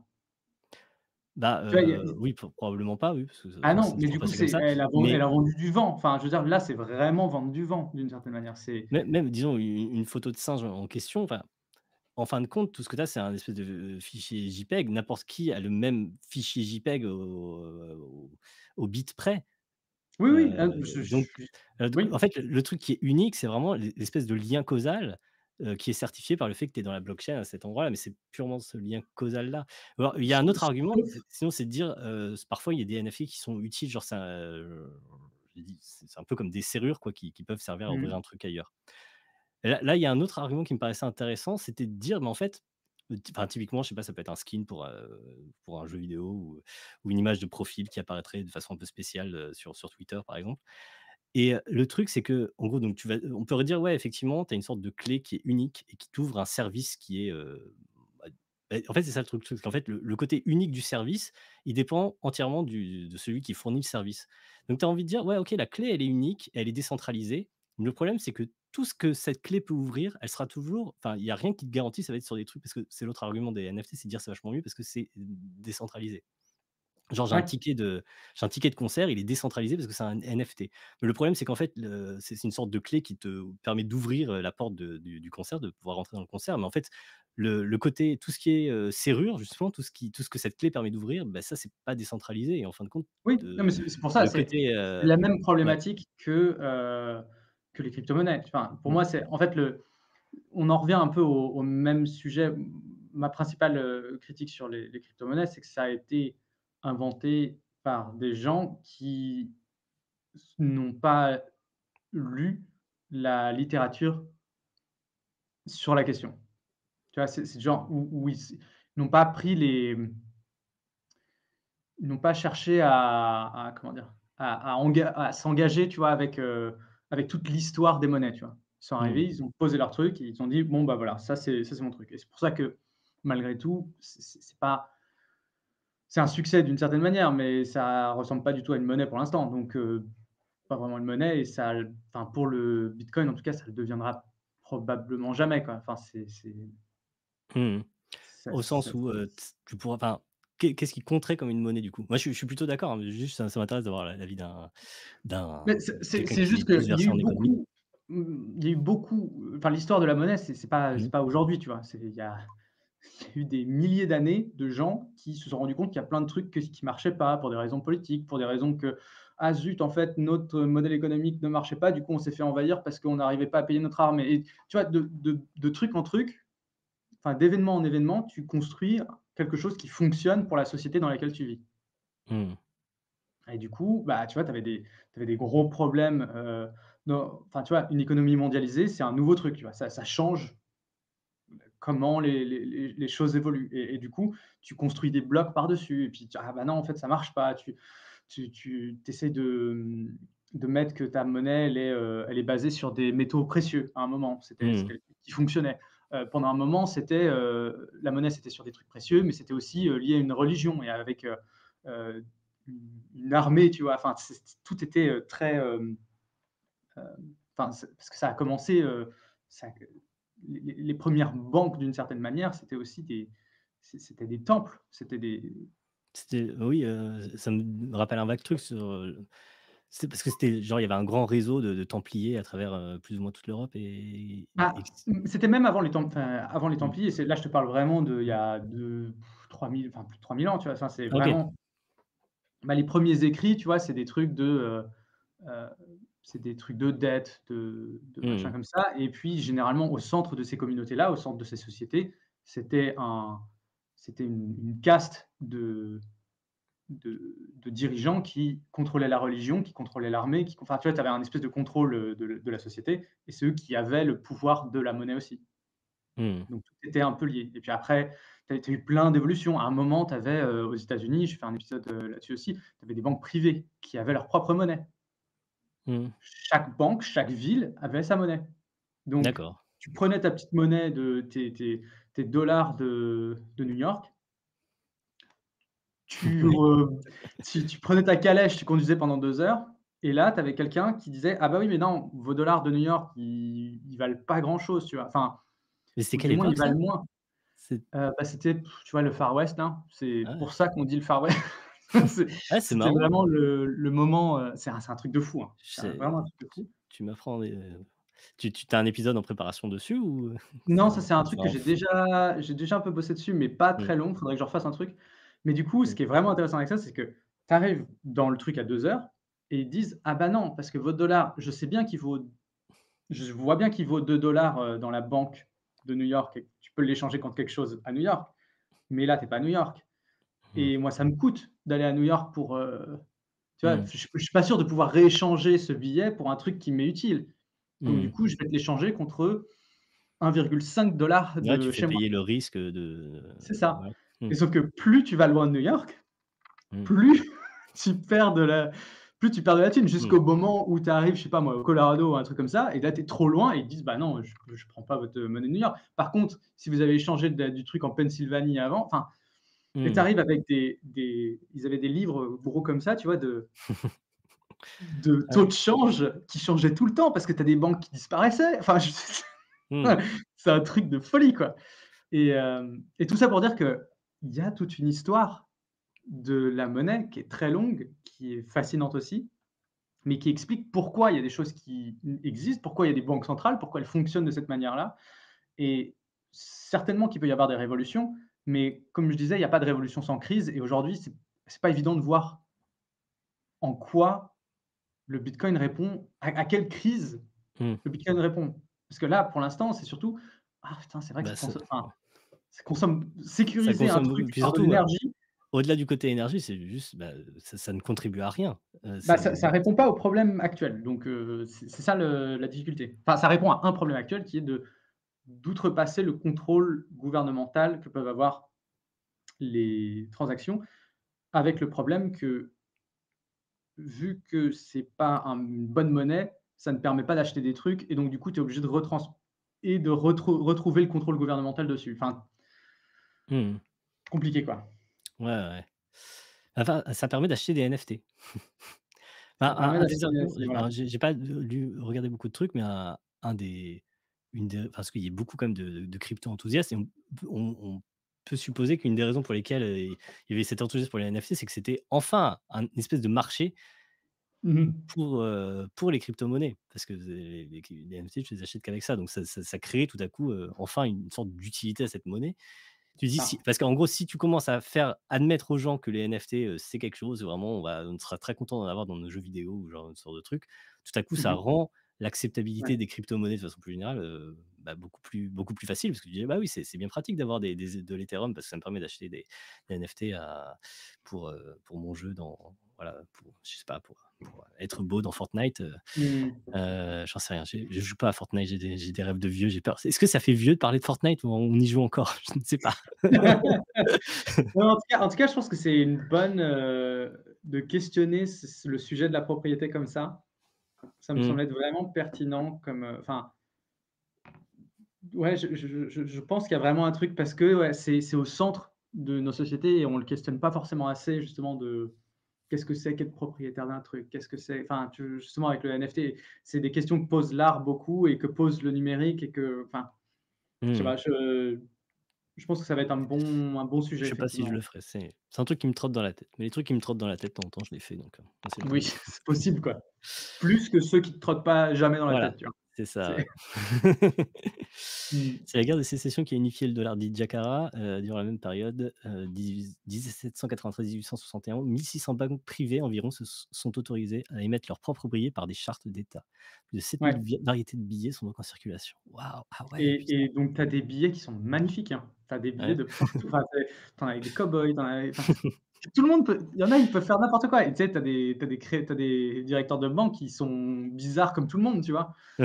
Donc ils font leur truc, comme ils veulent, tu vois? Là, je peux imaginer ce que ça peut donner. Ah, c'est marrant, putain, c'est un Et truc, donc tu vois, c'est ça, enfin, c'est ça un peu le truc, c'est il faut avoir conscience de toute cette histoire-là. C'est pas qu'une histoire de cryptographie, tu vois? La monnaie, la monnaie, c'est une histoire de personnes, c'est d'échange, c'est de Mmh. un service contre un autre, d'une certaine manière et si tu oublies ça, tu passes sur des: «Ah non, on va faire des maths et ça va être cool» et tu oublies que oui, mais enfin, je veux dire, jamais personne s'est échangé des devoirs de maths Mmh. manger pour avoir un goûter, tu vois? Enfin enfin, je Ouais, sais bah, pas, mais c'est il y avait des belles idées mathématiques derrière le truc. ah oui! Je crois que la blockchain, ça reste un truc qui a beaucoup impressionné, dans le mécanisme, tout ça. Effectivement, je pense même parmi les gens qui étaient, «Ah, c'est quand même intéressant ça», je trouve que la plupart des gens en sont revenus quoi, sur le côté, en disant: «Mais en fait, concrètement, ça a juste créé une énorme bulle spéculative qui clairement ne Mmh sert mh. à rien, ne finance rien du tout». Mmh. Et qui en plus, écologiquement, enfin voilà, c'est une catastrophe. C'est quand même dingue de se dire qu'il y a, aujourd'hui, tellement de cartes graphiques qui sont en Et train de mouliner ouais pour strictement rien, quoi.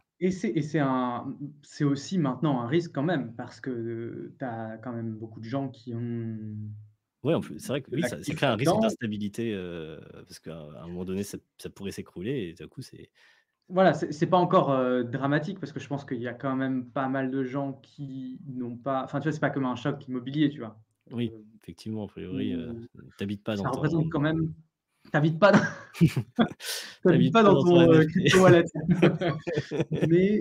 Mais effectivement, s'il y a un problème majeur, une crise majeure à un moment, c'est vrai que ça va Mmh, poser des questions quand même, assez parce que ça représente quand même de la thune, quoi. Donc mmh. Ça finance le trafic de drogue. Oui, je pense que c'est plutôt une mauvaise a priori, plutôt une externalité, je dirais, mais je ne sais c'est pas. ça, ouais. Mmh. Bon et ben, écoute, c'est un j'ai peur d'embêter en te retenant trop longtemps, mais ça me fait super Non, mais plaisir. c'est On peut pas moi, parler depuis, longtemps. faut que je te laisse, finir, ton live tranquillement, mais Mmh, j'apprécie la conversation. mais moi aussi, beaucoup.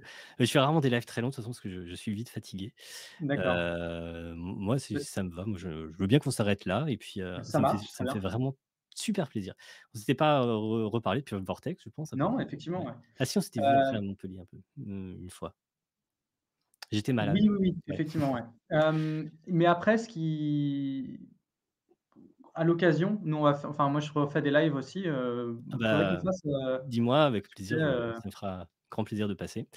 ouais, Et super. voilà, super. Ah oui, en plus, vous avez mis un setup, qui est ultra pro et tout, enfin rien à voir Oui, avec oui, oui. oui. Justement, on préparait ça aujourd'hui et parce qu'on va couvrir un peu l'élection présidentielle, le 13 mars et le 25 mars. On a 2 émissions, sur, différents thèmes, OK. hem et du coup, voilà, c'est Bah, écoute, préparation moi, de ça, en j'ai fait. très envie de faire un épisode sur, je vais complètement le spoiler, c'est pas grave, mais je veux bien avoir ton avis, Mmh encore mh. une fois, j'en profite. Parce que je réfléchissais à qu'est-ce que je pourrais faire, est-ce que j'avais envie de faire vraiment un truc en rapport. J'avoue que c'est pas forcément le truc qui me passionne, mais j'avais quand même envie de faire un épisode sur, sur les modes de scrutin, ce que j'avais fait il y a déjà il y a 5 Ouais, ans ouais, et ouais. en fait, je voudrais dire un truc très simple. Je voudrais faire un épisode, j'aimerais vraiment qu'il fasse genre 8 minutes, vraiment un truc court, je Mmh. n'arrive jamais à faire ça. Un truc très simple consiste à dire: le scrutin, majoritaire, à 2 tours, enfin uninominal majoritaire à un tour ou 2 tours, enfin moi plutôt à 2 tours, c'est de la merde, c'est vraiment de la merde, c'est complètement de la merde, mais vraiment, putain, qu'est-ce que c'est de Mmh. la merde? Voilà, juste essentiellement ça et après ouais, enfin, déjà rappeler ce truc-là. Genre s'il y a bien un truc qui Ouais. est consensuel, sur lequel tout le monde, mais vraiment, mais même même là parce que pendant longtemps, tu pouvais te dire: «Ouais, mais ceux qui sont au pouvoir, ils ont de bonnes raisons d'y être hostiles parce qu'ils seraient probablement pas élus selon un autre Mmh. mode de scrutin». Mais c'est Maintenant, même c'est plus moins tellement le clair, cas ouais, aujourd'hui. peut-être. C'est Ouais, probablement ouais. même pas le cas aujourd'hui. Donc vraiment, je crois qu'on arrive à un état où les extrêmes seraient d'accord pour, changer de mode de scrutin parce que clairement, Mmh. on est dans un mode de scrutin qui enfin, en gros, il y a 2 gros problèmes avec le mode de scrutin uninominal, c'est que, déjà, il y a ce problème que de multiples candidatures peuvent, ruiner enfin, en Mmh gros, mh. voilà, il faut être tout seul. Il faut être tout seul dans son camp pour avoir une chance de gagner et en Oui. gros, ça pose un gros problème qui est que, bah, pour réussir à être tout seul dans son camp, il faut réussir des manœuvres politiques. Enfin, en gros, ça dépend de l'organisation des partis politiques, donc ça ne dépend pas des électeurs, finalement. Il y a Mmh. toute une cuisine dans le réussir à faire, voilà, l'union de la gauche, hein, la fameuse. Voilà, ça se joue pas auprès des électeurs, ça va être vraiment une cuisine qui est complètement, détaché de ça et c'est quand même un problème quand tu dis que le résultat d'une élection dépend essentiellement d'une sorte de cuisine interne. sur lesquels les électeurs n'ont aucune prise. Puis il y a le deuxième problème qui est Ouais. que, bah, tu es plus ou moins force enfin, en gros, si tu veux essayer de voter un peu stratégiquement, tu es à peu près sûr de pas voter pour ta préférence. Enfin, Ça, je pense en que gros, tu c'est es 2 toujours obligé de problèmes, sacrifier. Donc il y a vraiment ces effectivement. 2 ouais, il y en a d'autres, mais j'avais envie de parler de ces 2 là, parce que ça me paraît être les plus clairs et les plus simples à expliquer et Pour moi, juste le point mmh, sur le 1er, ce serait que la cuisine en elle-même, je suis pas sûr que ça soit le truc le pire au monde, tu vois, la cuisine. Parce qu'une mauvaise cuisine va être, hem, pénalisée d'une certaine manière. Donc tu as intérêt enfin, si tu es un parti, tu vois, c'est une des problématiques aujourd'hui, c'est justement que la cuisine ne se fait pas d'une certaine manière. Parce qu'il y a 400 000 moyens de faire que ta candidature soit prise au sérieux sans avoir besoin de l'infrastructure du parti.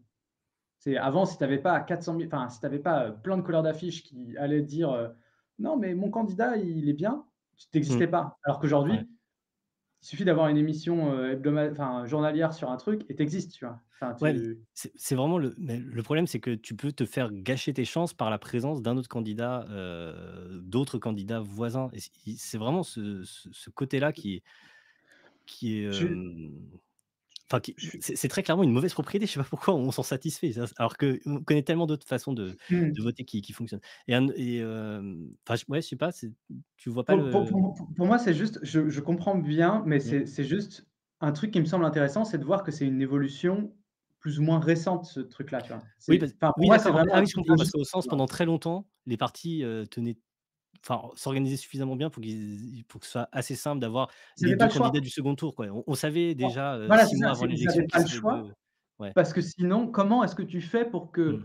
tu vois, c'est la télévision et surtout après internet qui change la donne, tu vois? C'est parce Mmh. que quand je dis, coller des affiches, c'est faut vraiment coller des affiches. Il faut vraiment avoir quelqu'un qui va dans chaque village pour dire: «Mon candidat, il est bien», et si tu as pas cette infrastructure-là, tu existes pas, en fait, en tant que candidat, et du coup, ça Mmh. limite, enfin, tu vois, la cuisine interne, elle devient, super importante, et si tu la foires, bah, tu sais que c'est l'autre candidat qui va, enfin, tu vois? Je pense que Ouais. ça avait un rôle de, mais c'est vrai que ce mode de scrutin-là, encore une fois, c'est un truc qui a été fait à un moment et notre société a complètement changé. Je Enfin, tu sais vois, pas si c'est c'était bien à ce moment-là. Enfin, je connais pas du tout l'histoire de comment ça s'est imposé. C'est marrant, parce qu'en gros, l'autre point, que je voudrais faire à la vidéo, comme ça je te la spoil mmh, direct, tu sais déjà ce que je vais faire. ouais, L'autre point, c'est de dire parce qu'à l'époque, je sais plus, j'avais beaucoup parlé du scrutin de Condorcet et cetera et rétrospectivement, je me dis: «C'est en gros, il faut pouvoir proposer quelque chose qui soit crédible comme truc alternatif en disant: "Voilà, il faut arrêter de faire comme ça parce que c'est débile"». Mais la mmh mh, difficulté, je pense une des raisons pour lesquelles on est toujours bloqué là-dessus, c'est que c'est très difficile d'arriver à se mettre d'accord sur quelque chose d'autre parce qu'en fait, on a en quelque sorte l'embarras du choix. Mais c'est bizarre, mais c'est ouais, un vrai embarras et mmh. notamment, je sais pas, on a vu là la primaire populaire qui utilisait le scrutin, je sais plus comment ça s'appelle, Oui, oui, le avec, score, les plutôt c'est majoritaire avec le mensuel. bulletin de notes là, Mmh mh. j'avoue que même si dans l'idée je suis plutôt favorable au truc, je trouve ça un peu ridicule. Bah, c'est Et surtout en gros les mentions, quoi, ouais c'est ça les monstres, qui étaient étranges. c'est trop bizarre, non, c'est ouais, non, ça Ouais, ça va pas du tout. assez bien. Oui, c'est ça. Médiocre. Passable. Ouais, voilà, c'est ça. Il y avait Notre président sera donc médiocre. Génial. il sera oui, c'est dommage, on aurait aimé avoir un président passable, il n'est Voilà, que c'est ça. Mais non, mais médiocre. pas cette fois-ci. Non, c'est vraiment, c'est vraiment, voilà, même si enfin, ça serait un progrès tellement énorme par rapport au scrutin,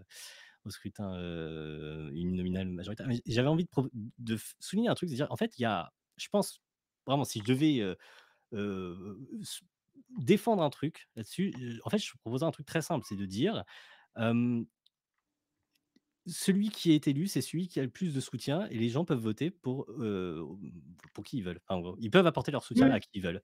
Donc, tu vois, genre sur ce principe-là, autrement dit, c'est ce qu'on appelle le vote par approbation. C'est-à-dire, en gros, tout ce ouais. que tu changes, c'est tu dis: «Tu as le droit de voter pour plusieurs candidats et celui qui a Mmh le plus mh. de voix l'emporte». Le Ouais, vote par approbation je et comprends bien il est absolument pas l'idée, ouais. parfait, mais il répond aux 2 problèmes, précédents. C'est-à-dire que tu as plus le problème de, Mmh. il faut qu'il y ait un seul candidat de gauche parce que sinon les autres se gâchent mutuellement leurs chances et ça permet d'exprimer tes préférences pour tous les candidats que tu veux vraiment soutenir. Donc même tu peux voter stratégique. Il y a une Ouais. sorte de stratégie quand même dans la limite, de à quel moment tu cesses d'apporter ton soutien. Il y a quand même une dimension Mmh mh. stratégique là-dedans. Est-ce que tu vas mais dans tous les cas, tu pourras toujours apporter ton soutien aussi au candidat que tu préfères réellement. Donc ça répond aux 2 trucs, c'est ultra simple, ça nécessite zéro changement au niveau de l'organisation du vote, même en fait ça en diminue parce que tu dis qu'il y a un seul tour et tu votes encore avec des petits bulletins, avec des petites notes. Tu as pas besoin de faire des classements. Après, c'est Non, c'est juste le super dépouillage simple. où ça va être marrant, quoi. Ah oui, si, si, parce que oui, tu coches des cases, quoi. C'est ça Ouais, tu tu peux mets pas cocher un des truc dans l'enveloppe.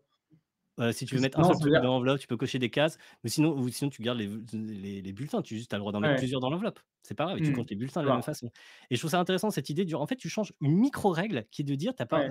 pourquoi est-ce qu'on votait en disant: Oui, «Tu ne pourquoi mets c'est qu'un seul exclusif, bulletin dans quoi? l'enveloppe»? Ouais, ouais, je En fait, vois. c'est une règle. En fait, tu enlèves une règle, tu Ouais, ouais. simplifies vraiment le vote et je trouve ça super intéressant de présenter ça comme ça en disant: «En fait, je suis pas en train de vous présenter un truc super compliqué avec des notes, des mentions et Mmh, cetera, qui aura des belles propriétés». Non, c'est même pas parfait, mais juste j'enlève un truc qui simplifie ouais, je dis juste: je vois. «Vous avez le droit de mettre plusieurs bulletins dans l'enveloppe». Ouais. Ou plutôt, Non, mais j'enlève le truc: «Vous n'avez pas le droit d'en mettre plus d'un» et mmh. tout à coup, tu as un scrutin qui est très différent et qui résout quand même les 2 plus gros problèmes, que pose le Après, scrutin majoritaire. là, Ouais. comme ça là, quand Mmh. tu as dit, je sais plus exactement ce que tu as dit, mais je me suis dit: «Oui, on enlève une règle et vous avez, plus» enfin, tu vois, en fait, tu romps avec «une voix, un citoyen», d'une certaine manière et là, je suis encore en partant dans le truc historique, tu vois? Ah oui, Où peut-être ça c'est vient de genre ça, ouais, le côté une voix, un citoyen, du coup et tu oui, apportes comme à ça, tu une. comptes et tu te dis: «Ah mais attends, mais on était 60 et il y a 82 voix Il y avait là. peut-être, Qu'est-ce ouais, qui» et du coup, tu sais, c'est un mécanisme de contrôle, en fait, ça se trouve, tu vois? c'est très intéressant comme objection. J'avais pas du tout pensé. Alors après aujourd'hui, je sais pas à quel point est-ce que c'est encore très je sais pas Je comment sais pas, fonctionne, mais c'est quels juste sont les points de vulnérabilité dans le contrôle de la fraude? Est-ce que vraiment ça serait un problème? c'est juste moi, c'est le truc où je me suis dit comme ça, tu vois, c'est très transparent, c'est tu dis: Ouais. «Il a été élu avec, 66 000 000 des voix et on n'est pas 66 millions», tu vois? Un peu les élections, dans certains Mmh. pays où tu vois, c'est pas possible Bah, et c'est du vrai que coup du coup, ça donnerait des résultats du type, en fait, quand tu fais la somme des soutiens, tu obtiens plus voilà, de c'est 100 ça, en fait. Mais en fait, parce qu'en gros, c'est ça. c'est pour chaque personne, tu peux dire, en fait, c'est, à chaque fois, sur chaque colonne du résultat, en Mmh. gros, tu te dis: «Il y a 40 qui le soutiennent et 60 qui ne le soutiennent pas» et c'est pareil sur le Ouais, suivant et cetera et cetera. En gros, tu prends mmh. celui qui a le plus de soutien. Mais ouais, Je vois. effectivement, ouais, c'est une bonne remarque, ouais, effectivement, bien vu. Mais Ouais. je pense qu'effectivement, il y a je pense que c'est important d'avoir ces vidéos-là à toutes les élections, tu vois? Pour, remettre ça aussi un peu dans le contexte, tu vois? Que c'est un mode de scrutin. Mmh. Je On a hérité de ça, pour revenir, Ouais. au sujet, tu vois? C'est un héritage, on peut le questionner Oui, je et pense qu'il y a une après sorte d'évidence du truc qui m'agace mmh, beaucoup. Genre, je pense vraiment il faudrait pas trouver ça évident. Enfin, après il y a un milliard de trucs, qu'on peut critiquer, aussi, ne serait-ce que le fait après si tu remets ta d'avoir un vie en régime à 100 question, présidentiel et c'est cetera.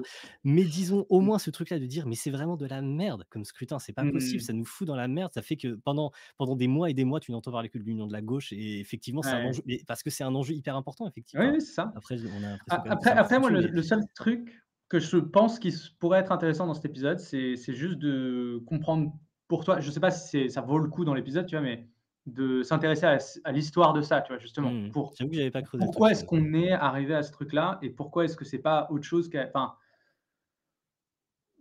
parce que c'est vrai qu'il y a beaucoup d'autres pays où c'est pas comme ça, en fait. C'est une élection, tu vois? Où tu votes des parlementaires qui Ouais, déjà il y ensuite, a beaucoup de trucs constituent comme un ça, oui, gouvernement, tu vois?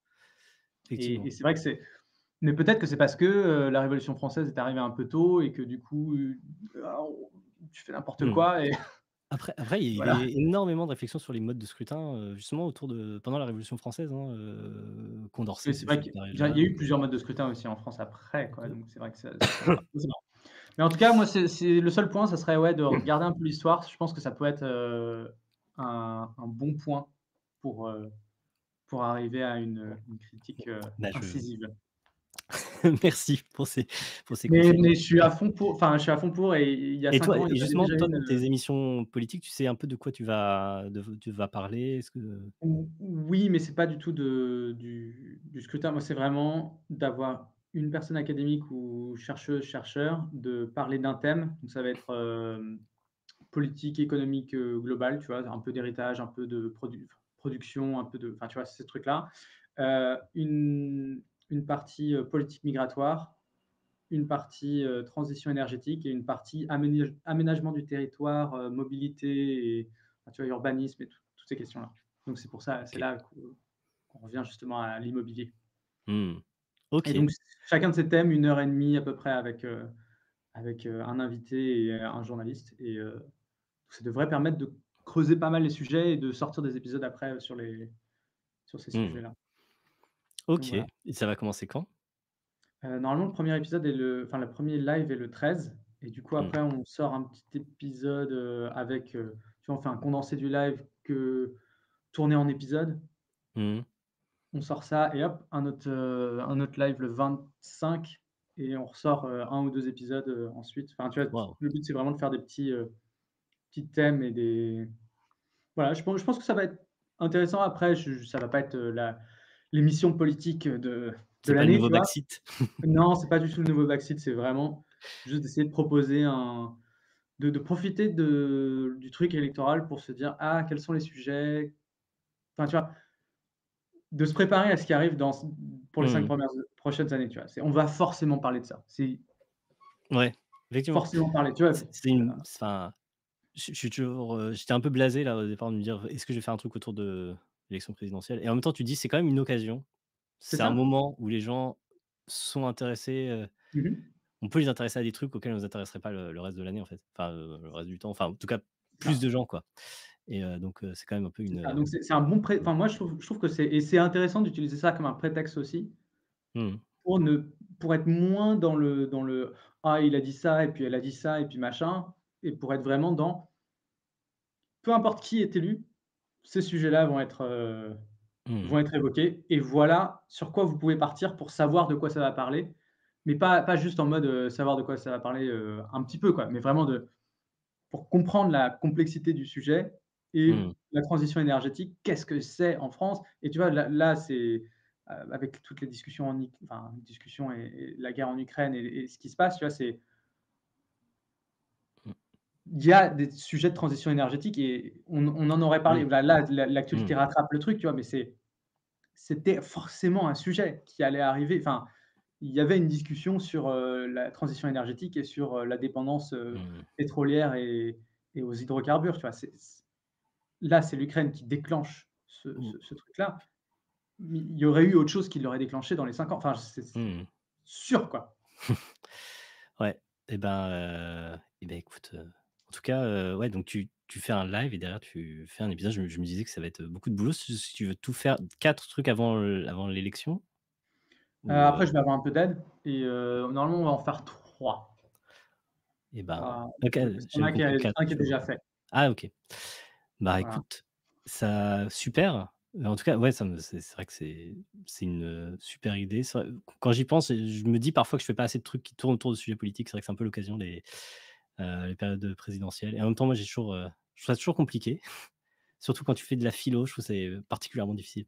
Après, tu l'as un Mais peu fait. Enfin, tu vois, mmh, là, tu l'as fait. C'est ça mmh. le Ouais, ouais, parce que je je suis pas sûr que tu as besoin de plus, mmh, t'engager dans la politique politicienne de la chose, tu vois? Là, je trouve que tu as éclairé une mmh. thématique Et où là, voilà, comme ça, en fait, c'est typiquement le genre de choses que j'aimerais pouvoir faire, plus régulièrement, voilà, et c'est pas si simple de trouver des occasions où tu peux faire un truc, donc je suis sûr que si tu enfin, sur ce type de sujet-là, c'était mmh, pile dedans. Après, tu l'as pas vraiment orienté comme ça, mais enfin, dans le titre, je veux dire, mais sinon, c'est carrément ça, je trouve. Enfin, ça mmh, questionne un peu le truc, ouais, donc voilà. ben, tant mieux que ça ait plu, que ça serve. Ouais. Et Bon, je te laisse et ouais, je te laisse finir pas de problème. ton Et live. Je te ben, remercie vraiment pour l'invitation et merci pour la vidéo et je te beh, souhaite avec une le plus très grand bonne plaisir, continuation. et bonne soirée à Ouais, Arnaud, ça me fait salut, ciao ciao. et merci au chat aussi, hein. Salut. Oui, on vous a un peu délaissé, on est désolé, mais Ouais, ouais, désolé. allez, ciao.